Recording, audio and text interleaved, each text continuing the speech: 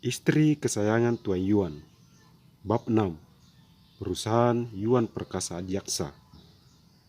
Kania melangkah ke ruangan Raka setelah jam istirahat tiba. Di depan pintu, Kania hanya berdiri sambil meremasi jarinya saling bergantian. Sepertinya gadis belia itu merasa enggan untuk masuk menemui bosnya.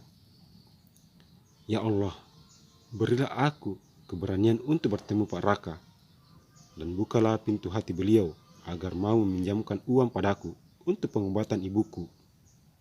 Amin. Kania mulai memberanikan diri mendekat daun pintu dan mengetuknya sebanyak 2 kali. Masuklah, suara Raka terdengar dari dalam sana. Sedikit demi sedikit, Kania memutar kenop pintu dan mendorongnya. Permisi Pak, apa boleh saya masuk? Masuklah, ulas Raka memperbaiki posisi duduknya. Kania segera masuk dan mendekat ke arah meja kerja Raka. Duduklah. Terima kasih Pak. Kania pun segera duduk. Ada perlu apa Kania datang kemari? Begini Pak, ibuku sekarang dirawat di rumah sakit dan sebentar lagi akan ditangani oleh dokter. Kalau boleh, saya ingin meminjam uang pada Bapak untuk biaya pengobatan ibuku. Ternyata ini yang maksud Yuan tadi. Tapi dari mana Yuan bisa tahu kalau saat ini Kania membutuhkan biaya pengobatan ibunya? Sejenak Raka terdiam. Pak Raka, kalau Bapak tidak bisa, tidak apa-apa. Biar Kania cari orang lain saja. Maaf Kania, bukannya aku tidak bisa membantumu, tetapi keuangan restoran dalam masa sulit. Dan juga minggu depan para karyawan gajian. Tidak apa-apa Pak, Kania paham. Kalau begitu, Kania permisi dulu. Kania berdiri dari tempat duduknya. Tunggu dulu Kania, aku punya solusi dengan permasalahanmu ini. Maksud Bapak apa? Ada seseorang yang bisa kamu mintai bantuannya, dan aku yakin dia pasti akan membantumu. Kalau boleh tahu siapa orangnya dan di mana saya bisa menemuinya. Sebelum menjawab, Raka mengeluarkan sebuah kartu nama di dalam laci. Ambillah dan temui dia sekarang di kantornya. Raka menyerahkan kartu nama itu pada Kania. Kania pun mengambil kartu nama tersebut dari tangan Raka. Yuan Perkasa Adijaksa. Sepertinya nama ini sudah tidak asing lagi bagiku. Kania menatap dengan saksama kartu nama yang ada di tangannya. Pergilah dan temui dia sekarang sebelum semuanya terlambat. Baiklah Pak, dan terima kasih atas semuanya. Kalau begitu, saya permisi. Semoga berhasil. Kania tersenyum, lalu keluar dari dalam ruangan Raka. Maafkan aku Kania.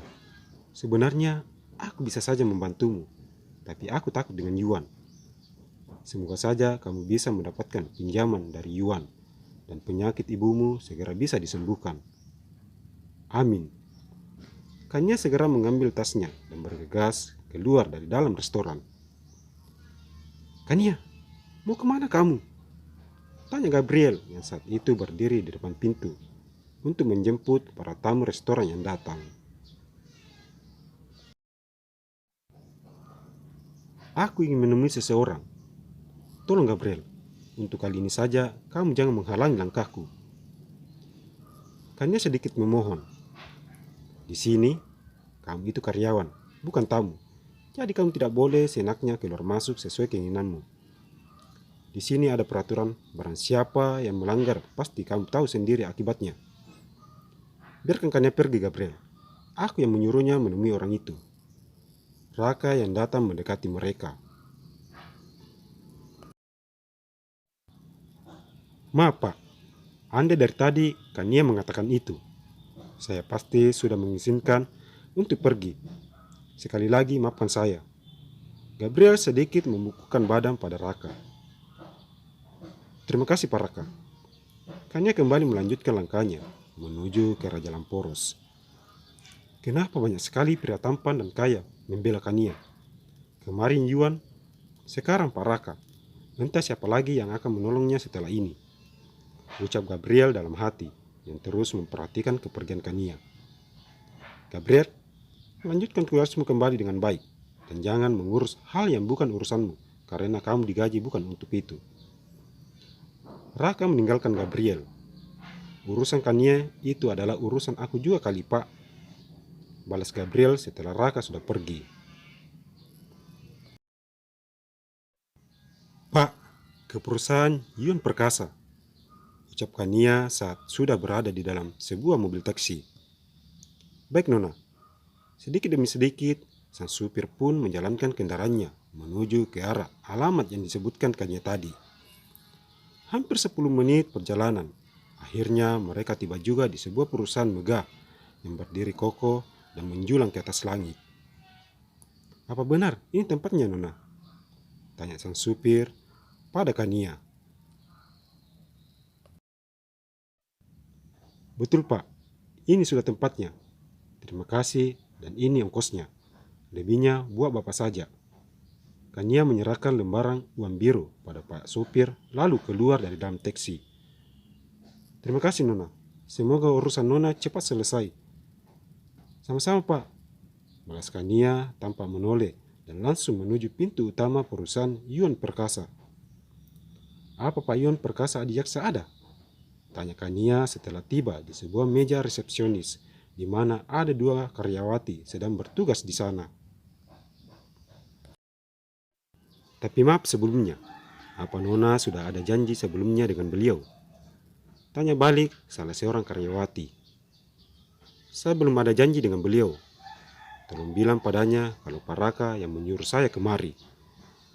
Baiklah, tolong tunggu sebentar.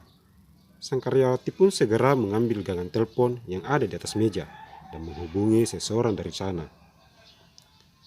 Halo Ibu Karina, tolong sampaikan pada Tuan Yuan kalau ada seorang gadis ingin menemuinya atas perintah Pak Raka. Baiklah, suruh dia naik. Kebetulan Tuan Yuan baru saja selesai rapat. Baiklah kalau begitu. Sang karyawati segera menutup panggilannya. Anda dipersilakan untuk naik ke atas Nona. Tapi aku belum tahu di mana letak ruangan Tuan Yuan. Anda bisa mengikuti petunjuk arah yang terpajang pada dinding. Baiklah kalau begitu. Terima kasih banyak atas bantuannya. Sama-sama Nona. Kania kembali melanjutkan langkahnya menuju ke arah lift. Setelah pintu lift terbuka, Kania masuk mengikuti petunjuk arah sesuai yang dikatakan sang karyawati tadi. Lantai 7, yang kini Kania tuju di mana ruangan Yuan ada di lantai itu, sekalian lantai puncak bangunan megah tersebut. Kembali pintu lift terbuka, keluar Kania dari dalam sana. Kembali Kania melanjutkan langkahnya, mengikuti petunjuk arah menuju ke ruangan Yuan. Anda mau bertemu siapa? Seorang gadis menghampiri Kania. Aku ingin bertemu Tuan Yuan. Apa beliau ada?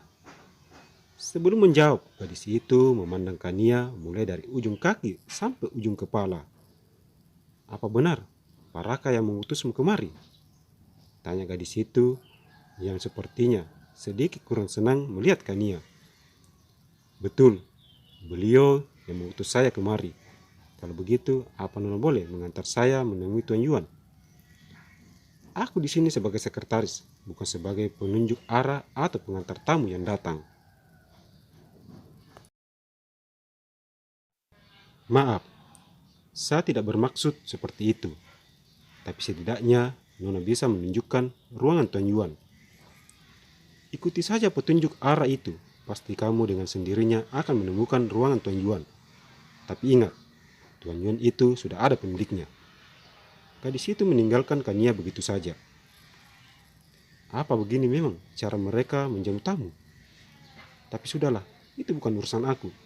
Yang penting sekarang aku harus menemui Tuan Yuan. Kania melanjutkan langkahnya hingga dia tiba juga di depan sebuah ruangan yang terbilang cukup luas di antara ruangan yang lain. Ruangan Presidir Yuan. Ini dia ruangannya.